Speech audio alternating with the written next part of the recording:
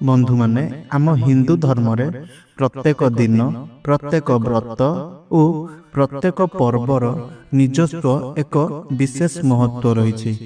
किंतु सही सबु दिन गुड़िक मध्यरु सही सबु व्रत गुड़िक मध्यरु सबुठारु पवित्र एकादशीर व्रत को माना जाइथाय एवं सबुठारु श्रेष्ठ व्रत मध्य माना जाइथाय। काहेकि ना एही एकादशीर दिनटी निजस्व भावरे भगवान श्रीहरि विष्णु को समर्पित होइथाय। एकादशीर व्रत एहा केवल उपवास पई करा जाय नथाय, बरं एहा आत्मविश्वास को वृद्धि करिबा पई मध्य करा जाइथाय, जहा द्वारा आपणकर मन आपणकर शरीर और आत्मा पवित्र होई जाइथाय। तेबे बंधु माने चलित वर्ष 29 मार्च 2026 रविवार दिन पड़ुअछि कामदा एकादशी। समस्त एकादशी गुड़िक मध्यरु एही कामदा एकादशी को बहुत शक्तिशाली बोली मध्य माना जाइथाय। कामदा शब्दर अर्थ हेउछि जहा आपणकर समस्त मनस्कामना गुड़िक पूरण करिथाय। एही दिनटी एक अत्यंत पवित्र दिन होइथाय, जेउ दिन आपण जदि सत्य भक्ति एवं श्रद्धार सहित व्रतटी को पालन करुछंती, तेबे भगवान श्रीहरि विष्णु आपणक जीवन रे चालुथिबा समस्त दुख कष्ट और बाधा गुड़ी को दूर कर दे थांती। तेबे बंधु माने जदि आपणकर जीवन रे धनर अभाव, परिवार रे अशांति, चाकरी रे समस्या, व्यवसाय रे क्षति, विवाह रे समस्या, संतान जनित समस्या, एही भली समस्या गुड़िक रहुछि, ताहा हेले आपण एही कामदा एकादशीर व्रत करिबा पई जमारू भी भूलंतु नाही। आमर शास्त्र मध्य कहिथाय जेउठारे भक्ति रहिथाय सेहिठारे समाधान मध्य रहिथाय। तेबे बंधु माने एही व्रत केवल आपणकर इच्छा गुड़िक पूरण करि नथाय, बरं एहा आपणकर भाग्य को मध्य परिवर्तन करि देइथाय।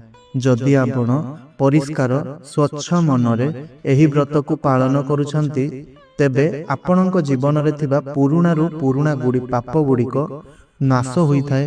आपणक जीवन रे थिबा खराब कर्मर प्रभाव गुड़िक कम होई जाइथाय। आपणकर जेउ इच्छा गुड़िक अपूर्ण होई करी रहितला, सेही इच्छा गुड़िक धीरे धीरे पूरण हेबाकु लागिथाय।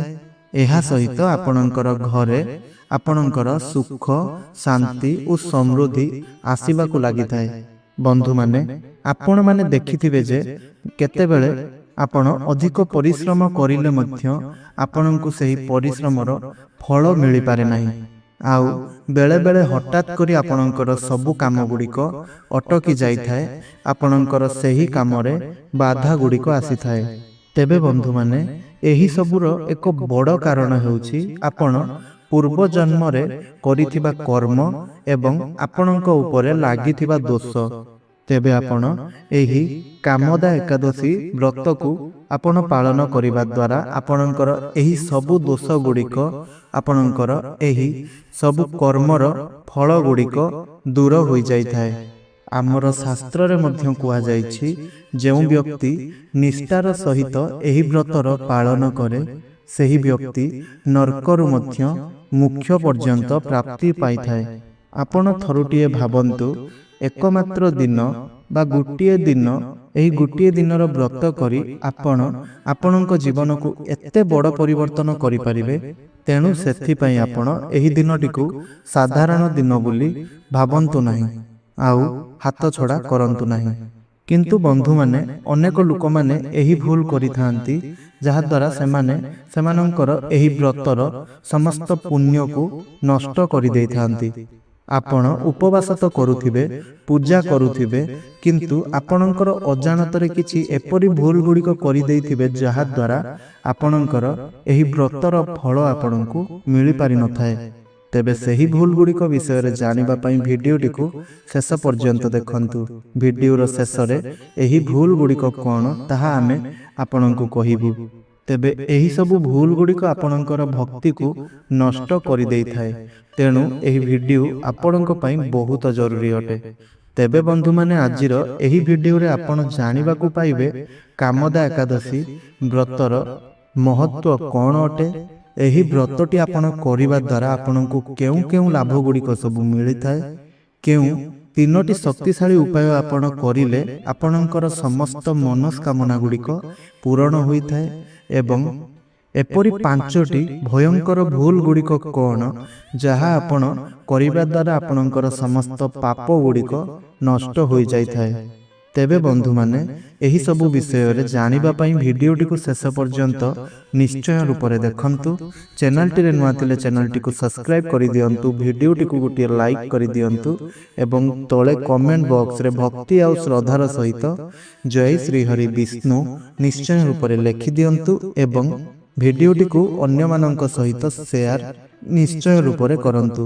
ତେବେ ବନ୍ଧୁମାନେ, ଆମର ହିନ୍ଦୁ ଧର୍ମରେ ଗୋଟିଏ ବର୍ଷ ମଧ୍ୟରେ ସମୁଦାୟ 24ଟି ଏକାଦଶୀ ପଡ଼ିଥାଏ। କିନ୍ତୁ ସେହି ଏକାଦଶୀ ଗୁଡ଼ିକ ମଧ୍ୟରୁ କିଛି ଏମିତି ଏକାଦଶୀ ଗୁଡ଼ିକ ରହିଛି ଯାହାର ମହତ୍ତ୍ୱ ଅତ୍ୟନ୍ତ ଅଦ୍ଭୁତ ଓ ଶକ୍ତିଶାଳୀ ହୋଇଥାଏ।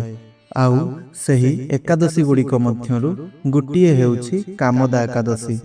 ବନ୍ଧୁମାନେ, ଏହି ଏକାଦଶୀ ଆପଣ ଚୈତ୍ର ମାସର ଶୁକ୍ଳ ପକ୍ଷରେ ଭୋଗ କରିବେ, ଯାହା ଆମର ହିନ୍ଦୁ ନବବର୍ଷର ଆରମ୍ଭ ହେବା ପରେ ପ୍ରଥମ ଏକାଦଶୀ ହୋଇଥାଏ।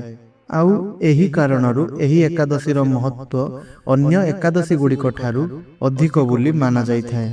ତେବେ ବନ୍ଧୁମାନେ, କାମଦା ଏହି ଶବ୍ଦର ଅର୍ଥ ହେଉଛି କାମ ଆଉ ଦା। କାମର ଅର୍ଥ ହେଉଛି ଇଚ୍ଛା ବା ମନସ୍କାମନା, ଦାର ଅର୍ଥ ହେଉଛି ଦେବା ବା ପୂରଣ କରିବା। କାମଦା ଅର୍ଥ ହେଉଛି ଯାହା ସମସ୍ତ ଇଚ୍ଛା ପୂରଣ କରେ। ବନ୍ଧୁମାନେ, ଆମର ହିନ୍ଦୁ ପୁରାଣରେ ବିଶେଷ କରି ବରାହ ପୁରାଣ ଓ ଭବିଷ୍ୟ ପୁରାଣରେ କାମଦା ଏକାଦଶୀର ବିଶେଷ ମହତ୍ତ୍ୱ ବର୍ଣ୍ଣନା କରାଯାଇଅଛି।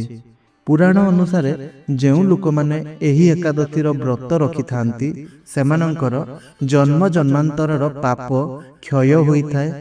ସେମାନଙ୍କ ଜୀବନରେ ଥିବା ଅଜ୍ଞାନ ଓ ଅନ୍ଧକାର ଗୁଡ଼ିକ ଦୂର ହୋଇଥାଏ ଏବଂ ସେମାନଙ୍କୁ ଭଗବାନ ଶ୍ରୀହରି ବିଷ୍ଣୁଙ୍କର ଆଶୀର୍ବାଦ ପ୍ରାପ୍ତ ହୋଇଥାଏ। ଏହି ବ୍ରତକୁ ପାଳନ କରିବାର ଫଳ ଆପଣଙ୍କୁ 1000 ଯଜ୍ଞ କରିବା ସହିତ ସମାନ ହୋଇଥାଏ। ବନ୍ଧୁମାନେ, ଆପଣ ଆପଣଙ୍କ ଜୀବନରେ ଅନେକ ପାପ ନିଜର ଜୀବନରେ ସଞ୍ଚିତ କରିଥାନ୍ତି। ଯେପରିକି ଯଦି ଆପଣ କାହାକୁ କଷ୍ଟ ଦେଇଛନ୍ତି, ଆପଣ କାହାକୁ କିଛି ମିଥ୍ୟା କଥା କହିଛନ୍ତି, କାହାକୁ କିଛି ଖରାପ ଶବ୍ଦ କହିଛନ୍ତି କିମ୍ବା କାହା ସହିତ କୌଣସି ବି ପ୍ରକାରର ଖରାପ କାମ କରିଛନ୍ତି, ତେବେ ଏହି ସବୁ ପାପ ଗୁଡ଼ିକର ଏହି ସବୁ କର୍ମ ଗୁଡ଼ିକ ଆପଣଙ୍କର ଭାଗ୍ୟରେ ମିଳିବାକୁ ଯାଉଥିବା କର୍ମଫଳ ସହିତ ଜଡ଼ିତ ରହିଥାଏ। ଆଉ ଏହି ପାପ ଗୁଡ଼ିକ କାରଣରୁ ଆପଣଙ୍କ ଜୀବନରେ ଦୁଃଖ, କଷ୍ଟ, ରୋଗ, ଅଭାବ ଏହି ସବୁ କିଛି ଆସିଥାଏ। କିନ୍ତୁ ବନ୍ଧୁମାନେ, ଏହି କାମଦା ଏକାଦଶୀ ଏହା ଏକ ଏମିତି ବ୍ରତ ଯାହା ଆପଣଙ୍କ ଜୀବନର ସମସ୍ତ ପାପକୁ ନାଶ କରିଥାଏ। କାମଦା ଏକାଦଶୀର ବ୍ରତ ଭଗବାନ ଶ୍ରୀହରି ବିଷ୍ଣୁଙ୍କୁ ସମର୍ପିତ ଅଟେ। ଏହି ଦିନ ଭଗବାନ ଶ୍ରୀହରି ବିଷ୍ଣୁଙ୍କର ପୂଜା କରିଲେ ସେ ଅତ୍ୟନ୍ତ ଖୁସି ହୋଇଥାନ୍ତି। ଆଉ ଭଗବାନ ଶ୍ରୀହରି ବିଷ୍ଣୁଙ୍କର ଆଶୀର୍ବାଦରୁ ଆପଣଙ୍କୁ ଧନ, ସୁଖ, ସଫଳତା, ଶାନ୍ତି ଏହି ସବୁ କିଛି ମିଳିଥାଏ। ଆଉ ମଧ୍ୟ ଏହି ଦିନଟିକୁ ବା ଏହି ବ୍ରତକୁ ସଫଳତାର ବ୍ରତ ବୋଲି ମଧ୍ୟ କୁହାଯାଇଥାଏ। ଆମର ପୁରାଣରେ ମଧ୍ୟ ଉଲ୍ଲେଖ ରହିଛି ଯେ ଏହି ବ୍ରତ କେବଳ ଆଜିକାଲିର ଲୋକମାନେ ନୁହଁ, ବରଂ ପୂର୍ବ କାଳର ରାଜା, ଋଷି ଏବଂ ଦେବତାମାନେ ମଧ୍ୟ ପାଳନ କରୁଥିଲେ। କାହିଁକି ନା ଏହି ବ୍ରତର ଶକ୍ତି ସେତିକି ହିଁ ବଡ଼ ହୋଇଥାଏ। ଯଦି କାହାର ବିବାହ ହେଉନାହିଁ, କାହାର ଧନର ଅଭାବ ରହିଛି, ସନ୍ତାନ ଜନିତ ସମସ୍ୟା ରହିଛି କିମ୍ବା କିଏ ଆପଣଙ୍କର ରୋଗରେ ପୀଡ଼ିତ ଅଛନ୍ତି, ତେବେ ଏହିଭଳି ସବୁ ସମସ୍ୟା ଗୁଡ଼ିକୁ ଦୂର କରିଥାଏ ଏହି କାମଦା ଏକାଦଶୀ। ଯେଉଁ ବ୍ୟକ୍ତିବିଶେଷ ମାନଙ୍କର ବିବାହରେ ବାଧା ଆସୁଛି, ତ ଏହି ବ୍ରତକୁ ପାଳନ କରିବା ଦ୍ୱାରା ଆପଣଙ୍କର ଜାତକରେ ଶୁଭ ସଂଯୋଗ ସୃଷ୍ଟି ହୋଇଥାଏ। ଯେଉଁମାନଙ୍କର ଘରେ ଧନ ଅଟକି ରହୁନାହିଁ, ସେମାନଙ୍କର ଖର୍ଚ୍ଚ ହୋଇଯାଉଛି, ତେବେ ଆପଣମାନେ ଏହି ବ୍ରତକୁ କରିବା ଦ୍ୱାରା ଆପଣଙ୍କର ଆର୍ଥିକ ସ୍ଥିତି ସୁଧୁରି ଯାଇଥାଏ। ଯେଉଁ ଦମ୍ପତିମାନଙ୍କର ସନ୍ତାନ ପ୍ରାପ୍ତି ହୋଇପାରୁନାହିଁ, ସେମାନେ ମଧ୍ୟ ଏହି ବ୍ରତକୁ ପାଳନ କରିବା ଦ୍ୱାରା ଭଗବାନଙ୍କର କୃପାରୁ ଆପଣଙ୍କୁ ସନ୍ତାନ ପ୍ରାପ୍ତି ହୋଇଥାଏ। ଆଉ ଯେଉଁ ବ୍ୟକ୍ତି ମାନଙ୍କର ଜୀବନରେ ଦୁଃଖ, ଟେନସନ, କଷ୍ଟ, ସମସ୍ୟା ସବୁ ରହୁଛି, ତେବେ ଏହି ବ୍ରତକୁ ଆପଣମାନେ ପାଳନ କରିବା ଦ୍ୱାରା ଆପଣଙ୍କ ଜୀବନରୁ ଦୁଃଖ, ଟେନସନ, କଷ୍ଟ ଏସବୁ ଦୂର ହୋଇଥାଏ। ଆପଣଙ୍କ ମନକୁ ଶାନ୍ତି ମିଳିଥାଏ ଓ ସୁଖ ପ୍ରାପ୍ତି ହୋଇଥାଏ। ବନ୍ଧୁମାନେ, ଆସନ୍ତୁ ଏହି କାମଦା ଏକାଦଶୀର ଚମତ୍କାରିତା ଏକ ପୌରାଣିକ କଥା ମାଧ୍ୟମରେ ଜାଣିନେବା। ତେବେ ପୁରାତନ ସମୟରେ ଭୋଗୀପୁର ନାମକ ଏକ ସୁନ୍ଦର ନଗରୀ ଥିଲା। ସେଠାରେ ଗନ୍ଧର୍ବମାନେ ବସବାସ କରୁଥିଲେ। ସେହି ଗନ୍ଧର୍ବମାନଙ୍କ ମଧ୍ୟରୁ ଜଣେ ଥିଲେ ଲଳିତ ନାମକ ଗନ୍ଧର୍ବ, ଯିଏକି ସଙ୍ଗୀତ ଓ ନୃତ୍ୟରେ ବହୁତ ପାରଙ୍ଗତ ଥିଲେ। ତାଙ୍କର ପତ୍ନୀ ଥିଲେ ଲଳିତା, ଯାହାଙ୍କୁ ସେ ଅତ୍ୟନ୍ତ ଭଲ ପାଉଥିଲେ। ଦୁହେଁ ମିଶି ଖୁସିରେ ଜୀବନ କାଟୁଥିଲେ। କିନ୍ତୁ ଗୋଟିଏ ଦିନ ରାଜା ପୁଣ୍ଡରିକଙ୍କ ଦରବାରରେ ଗୀତ ଓ ନୃତ୍ୟର ଆୟୋଜନ ହୋଇଥିଲା। ଆଉ ରାଜାଙ୍କର ରାଜ ଦରବାରରେ ଲଳିତଙ୍କୁ ଗାଇବା ପାଇଁ ଆମନ୍ତ୍ରଣ ମିଳିଲା। କିନ୍ତୁ ଗୀତ ଗାଇବା ସମୟରେ ଲଳିତଙ୍କ ମନ ସେଠାରେ ନଥିଲା। ସେ ସେଠାରେ ତାଙ୍କର ପତ୍ନୀ ଲଳିତାଙ୍କୁ ଭାବୁଥିଲେ। ତାଙ୍କର ଧ୍ୟାନ ଭଙ୍ଗ ହୋଇଯାଇଥିଲା, ଯାହାଫଳରେ ସେ ଗୀତରେ ଭୁଲ କରିଦେଲେ। ଆଉ ରାଜା ପୁଣ୍ଡରିକ ଏହି ଅପମାନକୁ ସହିପାରିଲେ ନାହିଁ। ଆଉ ସେ କ୍ରୋଧିତ ହୋଇକରି ଲଳିତଙ୍କୁ ଅଭିଶାପ ଦେଲେ, ତୁମେ ଏବେ ଭୟଙ୍କର ରାକ୍ଷସରେ ପରିଣତ ହେବ। ଆଉ ଏହି ଅଭିଶାପ ଫଳରେ ଗନ୍ଧର୍ବ ଲଳିତ ତାଙ୍କର ସୁନ୍ଦର ଗନ୍ଧର୍ବ ରୂପ ହରାଇଦେଲେ ଏବଂ ଏକ ଭୟଙ୍କର ରାକ୍ଷସରେ ପରିଣତ ହୋଇଗଲେ। ତାଙ୍କର ଦେହ ବିକୃତ ହୋଇଗଲା ଓ ସେ ଜଙ୍ଗଲରେ ଘୂରିବାକୁ ଲାଗିଲେ। ଏହି ଘଟଣାକୁ ଦେଖି ତାଙ୍କର ପତ୍ନୀ ଲଳିତା ବହୁତ ଦୁଃଖିତ ହେଲେ। ସେ ତାଙ୍କର ପତିଙ୍କୁ ଏଭଳି ଦଶାରେ ଦେଖିକରି ଅତ୍ୟନ୍ତ କଷ୍ଟ ପାଇଲେ ଓ ତାଙ୍କୁ ମୁକ୍ତି ଦେବା ପାଇଁ ଉପାୟ ଖୋଜିବାକୁ ଲାଗିଲେ। ଆଉ ସେ ଜଙ୍ଗଲରେ ଘୂରି ଘୂରି ଏକ ମହାନ ଋଷିଙ୍କ ଆଶ୍ରମରେ ପହଞ୍ଚିଲେ। ସେଠାରେ ପହଞ୍ଚି ଭକ୍ତି ଭାବରେ ଋଷିଙ୍କୁ ପ୍ରଣାମ କରି ସେ ସମସ୍ତ କଥା କହିଲେ ଓ ପଚାରିଲେ, ହେ ମୁନିବର, ମୋର ସ୍ୱାମୀଙ୍କୁ କେମିତି ଏହି ପାପରୁ ମୁକ୍ତି ମିଳିପାରିବ? ଋଷି ତାଙ୍କର ଭକ୍ତି ଓ ସତୀତ୍ୱକୁ ଦେଖି ପ୍ରସନ୍ନ ହେଲେ ଓ କହିଲେ, ତୁମେ ଯଦି ଚୈତ୍ର ଶୁକ୍ଳ ପକ୍ଷର କାମଦା ଏକାଦଶୀ ବ୍ରତକୁ ନିଷ୍ଠାର ସହିତ ପାଳନ କରନ୍ତି, ତେବେ ତୁମର ପତି ଏହି ଅଭିଶାପରୁ ମୁକ୍ତି ପାଇପାରିବେ। ଲଳିତା ଋଷିଙ୍କର କଥାକୁ ଗଭୀର ଭାବରେ ନେଲେ ଏବଂ ସେ ଏହି କାମଦା ଏକାଦଶୀ ବ୍ରତର ପାଳନ ମଧ୍ୟ କଲେ ଏବଂ ଏହି ଦିନ ସେ ଭଗବାନ ଶ୍ରୀହରି ବିଷ୍ଣୁଙ୍କର ପୂଜା କରିଲେ, ଉପବାସ ରଖିଲେ ଓ ତାଙ୍କର ପତିଙ୍କର ମୁକ୍ତି ପାଇଁ ହୃଦୟରୁ ପ୍ରାର୍ଥନା କରିଲେ। ତାଙ୍କର ଏହି ନିଷ୍ଠା, ଭକ୍ତି ଓ ସତ୍ୟ ପ୍ରେମର ଫଳରେ ଭଗବାନ ଶ୍ରୀହରି ବିଷ୍ଣୁ ପ୍ରସନ୍ନ ହେଲେ ଏବଂ ତାଙ୍କ ପତି ଲଳିତ ତାଙ୍କର ରାକ୍ଷସ ରୂପରୁ ମୁକ୍ତି ପାଇ ପୁନଃ ତାଙ୍କର ସୁନ୍ଦର ଗନ୍ଧର୍ବ ରୂପକୁ ଫେରି ଆସିଲେ।